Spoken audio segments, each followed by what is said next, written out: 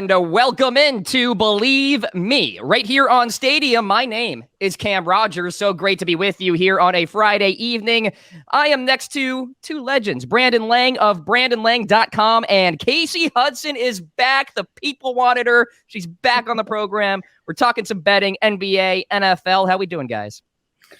Hey, man, I'm gonna just come out and say it right now. I didn't say it on air last week because it was her first week on the show.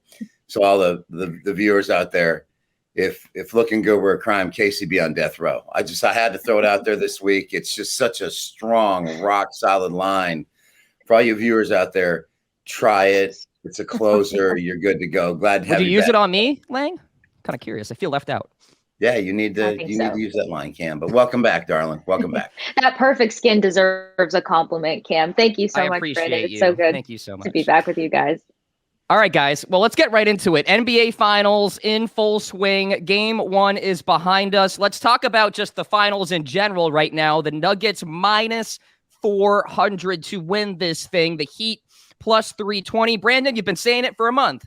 The Western Conference is going to win the NBA Finals. Are you sticking with it? Already bet it, although my prediction of the Celtics coming back from 3-0 down looked pretty stinking good. I will go on record and say if Tatum doesn't sprain his ankle, I think the outcome would have been a little different. I'm a realist. I still think Miami probably wins the game. You could just see defensively that they were more locked in than Miami. But looking at Denver, I already bet them to win the series. You went through KD and Book. You went through Davis and James. I don't think Jimmy Butler and 4 guys in a pickup basketball league are going to match up with the Denver Nuggets. It's give Miami credit, and baby girl saw them up close and personal in the Milwaukee series. Knicks discard that series. And I think Boston was flawed. And I think we saw that in the play-in loss to Atlanta. Got a Chicago team that came down to Miami. They were to handle them. And then Milwaukee was flawed. I really believe that. The Knicks were flawed and Boston was flawed. Denver's not flawed. The road Denver had to take to get to the NBA Finals and who they went through. I'll say it again. You go through Durant and Book. I really don't think you're going to have a problem with Miami. Great story. Maybe if Tyler Hero were playing, it would be a little different. But I just think Denver has too much. Brandon, I assume you got a better price at the point when you bet the Nuggets right now. Minus 400, Kasey. It seems like a good bet at this juncture. And let's also talk about, too, the fact that Miami is going into the altitude, and they have to adjust to that. Oh, my gosh, yeah. And I think that's a lot of things, or a big concept that's underestimated sometimes is just the lung capacity on these guys. And we kind of talked about it last week about the endurance on one team versus the other. And that was something that I gave the Nuggets credit to, having the ability to kind of outwork the Heat. They're a veteran group, and typically I'd swing that as a favorable way for them to win. But I just think that getting outworked by a group like the Nuggets, having that altitude play into it. And then there's just some undisputable statistics backing the Nuggets. It's just hard to look away for. Dating back to 2017, the Nuggets are 12-2 versus the Heat. So they just consistently have this upper hand on them. And then you've got top guys that can rotate in and alleviate Jokic, so it's not just going to become the Jokic show where if Jimmy Buckets doesn't show up, the Miami Heat kind of look a little frantic. Denver also has a more consistent defense. One guy in particular that I got to watch and cover up close is Aaron Gordon. His defensive game is going to be a little bit of a surprise for the Heat. And if he can kind of isolate Jimmy the littlest bit, it's going to be problematic. We saw Jimmy Butler get silenced slightly in the first quarter in that big Game 7, and then he kind of completely resurged in that second half. So I think the Denver Nuggets are just a little bit too more consistent, and they're the full package. They're explosive offensively. They have a defensive element to their game. They can rely on Jokic. They can rely on Murray. He's 27.7 points averaging. And then you got Aaron Gordon, who stepped up tremendously. So you have 3 20-point scorers in the last game that they faced the Lakers in. And they're rested. They're going to be able to use that rest to their advantage. So there's just too many things stacking for the Nuggets. Now, I'm not taking anything away from the Heat. The coaching is fantastic. These guys are hungry. I think Jimmy Butler is a phenomenal leader. I just don't see the consistency for them to outwork an opponent. It's a full package. everybody's like, oh my God, they beat the Knicks in game 1. They beat the Celtics in game 1. They can beat the Nuggets in game 1. That's not happening. This is a whole different beast. I'm with you guys. Denver Nuggets are going to win the NBA Finals. Now, we can bet, Kasey, on the number of games that this finals lasts. And you've got some really close together numbers, close together prices. Let's start with 5 games plus 225, 7 games plus 225, 6 games plus 240. Actually, the longest odds, 4 games, complete sweep at plus 425. Where are you going here, Kasey? I'm going to go with 6 games. I like the 6 at the plus 240. I do think that the Nuggets will take game 1. And I think that we saw some pretty big fight out of the Miami Heat that I don't want to count out. I also think it's harder to get this far in a series and completely choke. I keep seeing the people tweeting Denver's not the kind of team to play with its food, but I don't think that it's going to be that kind of matchup between these two. I think there will be some underestimated elements for the Miami Heat. So I see it going to 6 games, but after watching the Miami Heat blow a 3-0 lead, that's where I just can't see them winning more than 2 games in a series. Yeah, there's this whole rust versus momentum factor here. Brandon, what are you doing here? Denver win game 1. Denver wins game 2. They roll down in Miami. They win game 3. And then they partied a little bit in South Beach with the little Latinas and Cubans and all the Russians and everybody down there. They take game 4 off a lot like that Minnesota series where they did the exact same thing. 1 game 1, 1 game 2, 1 game 3, lost game 4, came back on 1 game 5. I think it's going to go 5 games. Exactly as I broke it down. Once you win that 3rd game in Miami, you relax, have a few cocktails, go to South Beach. 11, get your groove on. I mean, come on, brah. Nuggets in 5. Yeah, I'm going to lean with Brandon's logic here, Kasey, because I do factor in the party atmosphere. They're going to win the first 2 games. The Nuggets are, steal a 3rd against Miami, and then maybe have a little too much fun after that. All right, NBA Finals. If Caleb Martin shows up the way that he did in game 7, does that give them that cushion for 1 more extra win under their belt? I would say so. Brandon? Well, Jimmy Butler being guarded by a 6'5", 6'6" guy is one thing. Being guarded by a 6'9" guy who is athletic, she made a great point. It's a whole different ball game for Jimmy based on who guarded him in the Bucks series and in the Knicks series and the Boston series. Gordon's a beast. Just ask LeBron. I mean, Gordon's a beast. And so to have to deal with that all game long, I think in the 2 regular season meetings, Tyler Hero averaged, I think, 25 a game against them. That's gone. Pope coming off the bench. Denver can bring bodies at you. Caleb Martin's not going to get the looks that he got. It's a different defensive philosophy that they're coming with. That's why I think 5 games makes sense to me. Denver's not going to mess around. Book in that last game, they contained him a little bit. And Durant and Book were just tired. Eventually, Miami's going to hit that wall where they're tired based on the run they've had with the depth. They come with 7, 8 players, and that's it. 5 makes sense to me. It just does. Now it could go 6, like Baby Girl said. I get it. It makes perfect sense that Miami, loses 2, wins 2, and then it could.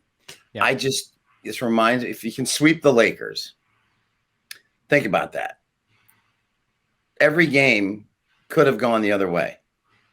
So if you can sweep the Lakers, I just don't see them struggling with a Miami team that I feel overachieved against a weak Eastern Conference, and B, they're here, but I think it's men among boys.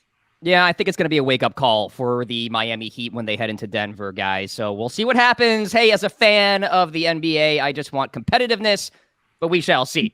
Okay, let's pivot to the NFL, guys. We did not have time to talk about this last week. We do this week. The NFL has implemented a rule where they can now flex out Thursday night football games within a certain bracket of the regular season. And we have odds, of course we do, for that first flexed out game. I'll read them off real quick. Week 13, Seahawks, Cowboys. Week 14, Patriots, Steelers. Week 16, Saints, Rams. Week 17, Jets, Browns. Week 15, longest odds, Chargers at Raiders.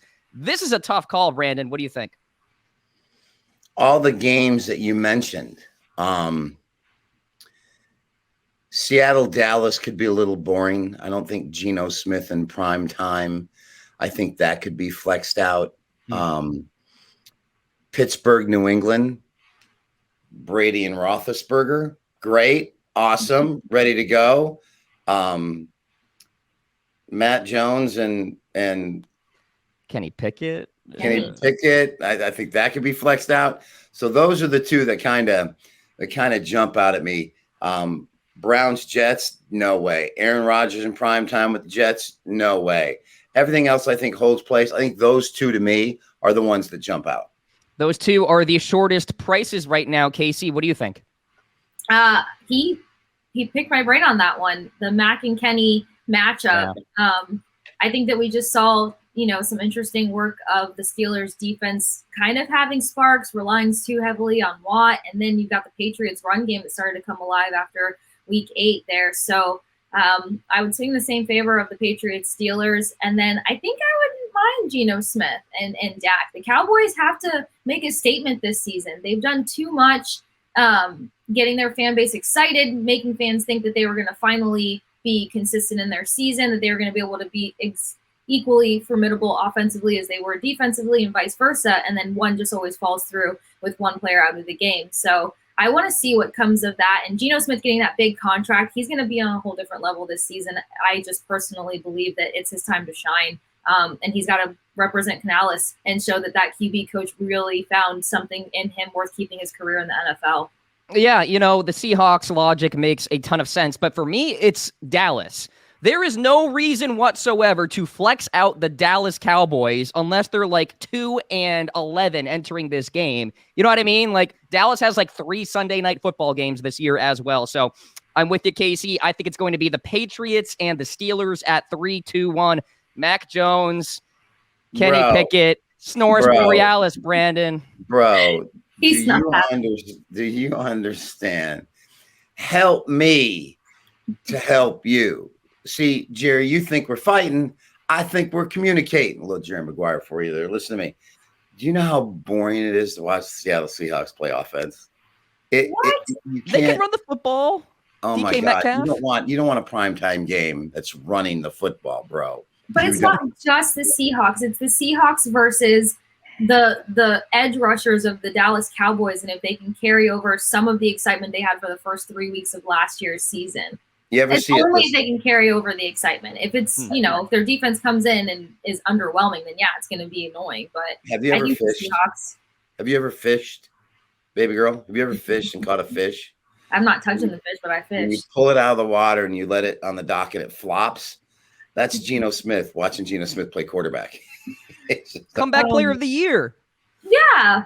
I get it. He's a boring guy to watch. I will say this. The only reason why Dallas would stay in is because they're America's team and everybody likes to watch them on TV. That's it. But I don't think Dallas-Seattle. If there's a better game on the board that week, there's a Cincinnati and somebody. Give me Joe Cool. Give me Joe Cool every day of the week. Jamar Chase and those boys every day of the week. All right. We'll see what happens as the season unfolds. I agree that the last 3 are safe. I don't think they are moved at all. Let's talk about the rookie quarterbacks here this season, guys. Who will start more games this NFL season? And I love the plus money that I'm getting right now, Kasey, with Bryce Young, plus 125, CJ Stroud, plus 150, Anthony Richardson with the Colts, plus 175. What do you think? I'm with you on the first note that I have when I started looking through these seasons and these guys' draft profiles is the fact that the Panthers and the Colts both have a quarterback that has had to lead a team at some point and did okay with it. So fans are still excited about Gardner Minshew for just his swag and just the way that he carries himself and the fact that he did some quality things with the Jaguars. Andy Dalton ended up taking over for the Saints and completely outrunning Jameis out of that job. Yes, he had the back injury, but I still think that it wasn't much of a competition after some time. It's the Texans that look like the more vulnerable team here they don't have as much to lose. They could take the risk of putting a young guy. So depending on Stroud's football IQ and ability to pick up the playbook, I can kind of see him coming in there. Also, the Panthers sat in second place of a weak NFC South, which hurts me to say, covering the Tampa Bay Bucks for some time. But, with that chance to sit atop of the division, I don't see them taking as many risks, even though they had Phillip Walker drive that team for a couple of weeks. So I like CJ Stroud at the plus 150 with the Texans. I like his build at 6'3", 214, a small replication of the previous QB1. And he's quick, he's efficient, he's mobile. He's heading in that direction of where football is going for quarterbacks. And after being 0-7 at home and having no home success and fans not wanting to watch you at all, I think the excitement of a guy like Stroud and Ohio State football and like the dedication to college is going to bring him in to get that starting chance faster. Excuse me. Plus 150 there for CJ Stroud. Brandon, are you tempted? I'm going to go out on a limb here. Oh boy. I'm going to offer my leadership to this platoon because a platoon without a leader is like a foot without a big toe. And Sergeant Hulka is always not going to be here. That's from Stripes, by the way, if you've never seen it. Bill Murray, great movie. Anthony Richardson. I think the Colts are going to be so bad that I think they just throw caution to the wind and put this kid in there and just let him go and learn on the fly. People tend to forget that Hall of Fame quarterback Troy Aikman came in from UCLA, started as a rookie, and went 2-14 his rookie year. Took his lumps, goes on to win 3 Super Bowl titles. Throw him in the fire. I'm taking the long shot, baby. Wow. Give me the versatile Lamar Jackson on steroids. Colts just put him in week 1 and say, go get it, big fella. Go get, you know what? Let Anthony cook. Let him cook, baby. I'm taking the long odds with Anthony Richardson. I'm just glad you didn't say Young. Yeah. Well, hey, can we talk about that? Like, I'm all in on Bryce Young. Why doesn't it make sense, Kasey?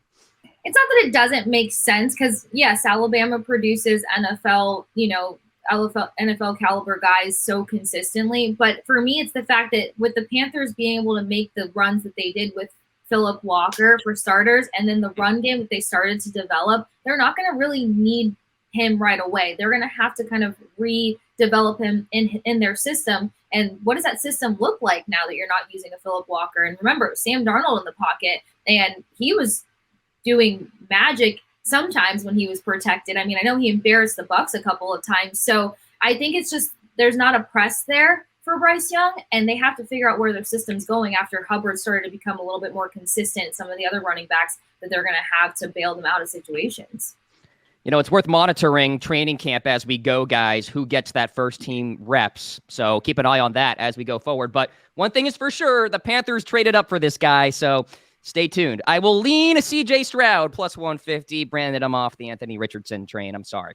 Okay, let's talk about wins over under. We did a little bit of this last week. We're going to start with the Philadelphia Eagles, and this is an interesting number here, Brandon. Juiced up over 10.5, minus 170, under 10.5, plus 140. You get DeAndre Swift. You get Rashad Penny. Had a great draft with Jalen Carter, Nolan Smith.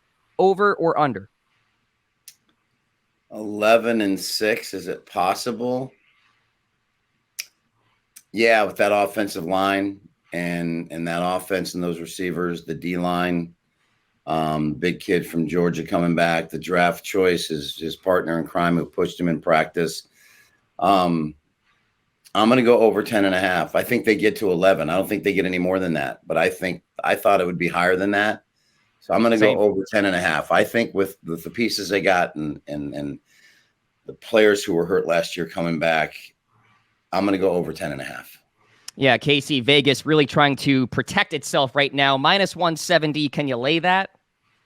Yeah, and I agree with Brandon too. I mean, here's the thing. I think that they brought back the big boys that are going to help them get through those tough games for starters. But we can also take a look back at last season and think of the situations that Jalen Hurts himself bailed his team out of. And to have that kind of accountability, they started off the season 5-0 last year. I think they have the same ability to do so. I think they're still more formidable than the Cowboys, Giants, and the Commanders once the Commanders figure out what's going on ownership and defense-wise. So I like this. I was concerned about the defensive pieces that they lost, but just to see their success at the line and in the trenches, that's going to help them, I think, at least get to 10-11 wins. Darius Slay back, James Bradbury back in the secondary. I'm with you guys. Let's go over. I will lay the juice. Let's talk about the Cincinnati Bengals. Now we've got 11.5 for this one. The under is minus 145. The over is plus 115. Bengals signed Orlando Brown Jr. Big deal on the offensive line. safety Nick Scott, tight end Irv Smith. You lose Jesse Bates. You lose Von Bell and Hayden Hurst. Kasey, where is the value? The losses hurt me a little bit here. I'm not going to lie. They had a pretty underestimated offensive line. If they can start better than they did last season, I mean, they pulled off 12-4 last season, so I'm going to take the over here as risky as it kind of feels. But I still see them dominating the AFC North, and I see them getting off to a way stronger start than that 0-2 situation that they had. And they have the ability to be way better than they were last season, even with the losses, because they have the chemistry on their side. Joe Burrow that much more seasoned, and his leadership skills. I mean, I can't talk enough about the way he talks in his post-game pressers and taking accountability to lead this team. So I'm going to say they hit the over. He's so close to Patrick Mahomes, in my opinion. Brandon, what do you think? Completely agree. I can't wait for the day when Patrick Mahomes has to go on the road and win a playoff game. I can't wait. I just can't wait. I want to see him go into Buffalo. I want to see him go into Cincinnati. Every stinking year, that kid has home field advantage. Their fat coach, you can't walk by a buffet without stopping him for 3 hours. We got to stand and watch him on the sideline because he refuses to lose weight. I'm so sick and tired of seeing red on AFC Championship Sunday. I'm sorry. I just can't. I can't take it. I'm going over 11.5. I want Cincinnati to get home field advantage. I want Kasey having to go in there. I want to see Kasey win something on the road. So I'm going to go over 11.5. Plus 115, plus money. I like it, guys. I am going over as well. I am not putting a lot of stock in the Browns this year, and that's a big reason why with my pick on that one. Let's talk about the San Francisco 49ers now. The over-under is set at 11, minus 135 for the under, plus 105 for the over. They bring in Javon Hargrave on the defensive line. They re-signed safety Tashawn Gibson. Question marks, Brandon, at the quarterback position with Brock Purdy and Trey Lance. What's the move here? I think they finished 10-7. I think it's a little down year based on the quarterback situation. I think the last couple of years they've been really, really tough. They've had a window of which to take advantage of that. I think that they're going to struggle a bit. I think the Rams come back with a passion. Seattle's better in that division. Arizona's better. I'm going to go under. Kasey, what do you think? I'm taking the over. I was the ultimate optimist about the bromance that started brewing between Purdy, Kittle, and McCaffrey. Now you're getting McCaffrey, who had to single-handedly throw the Panthers on his back in numerous situations, having a full season with the 49ers. And he's such a Swiss Army knife. Like, I love watching him play. Him having more time with that system, I can just imagine how exciting that offense is going to become, and how many more trick plays they can throw in the mix. And you got George Kittle. He's so athletic. He's up for anything, and he's got this undeniable chemistry with Purdy. It was weird. It just started to click. They just had this unspoken bond all of a sudden. So I think Purdy made a huge case for himself. I know we're waiting to see what Trey Lance looks like when he gets back, what his health looks like, what the injury really did or did not, how it affected him. But I still think that Purdy made a case to have a spot and to compete and to play with this team. And I just want to see these three guys go at it next year. I'm taking the over. Kasey Hudson, I am with you as we wrap up, and here's why. The Cardinals are a joke. The Seahawks, I think, may regress, and the Rams are a joke. So lock that in. Have a great weekend, everybody. This has been Bleav Me right here on Stadium for Brandon Lang, who is not happy right now, and Kasey Hudson. I'm Cam Rogers. We'll see you next week.